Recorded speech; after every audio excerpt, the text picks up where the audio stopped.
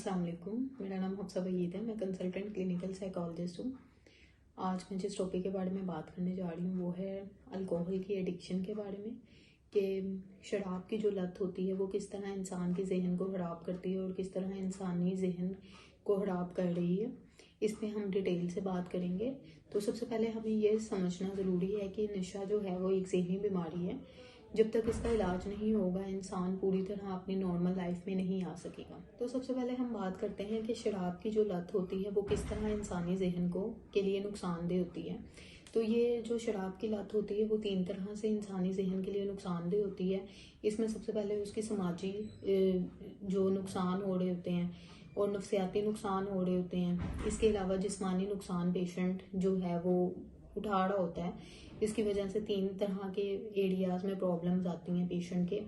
इनके नफ्सियाती, जिस्मानी और समाजी सूरत हाल या इलामात जो हैं वो शो होने लग पड़ती हैं। तो सबसे पहले हम बात करते हैं नफ्सियाती इलामात कौन सी होती हैं जो कि एक शराब वाले पेशेंट्स में देखी जाती हैं, जिसको हम अल्कोहल कहते हैं।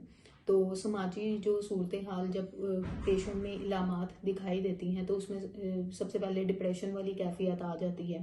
पेशेंट में डिप्रेशन वाली सिम्टम्स आ रही होती हैं, एंजाइटी वाली सिम्टम्स आ रही होती हैं, पेशेंट की याददाश्त में प्रॉब्लम्स आ रही होती हैं, पेशेंट की डिसीजन मेकिंग प्रॉब्लम्स में प्रॉब्लम आ रही होती हैं। इसके अलावा वो तनाव बरकरार नहीं रख पाता, उसका तवाज़न बरकरार नहीं रह पाता। तो ये सारी जो इलामात होती हैं वो एक जो अल्कोहल का पेशेंट होता है उसमें नफ्सियाती तौर पे देखी जाती है। अब हम बात करने जा रहे हैं कि अल्कोहल के जो पेशेंट होते हैं उनको जिस्मानी तौर पर क्या क्या नुकसानात का सामना करना पड़ता है। तो जिस्मानी तौर पर अल्कोहल यानी नशे जो शराब की लत के मरीज़ होते हैं उनको कैंसर हो सकता है। इसके अलावा उनको उनकी मौत वाक़या हो सकती है।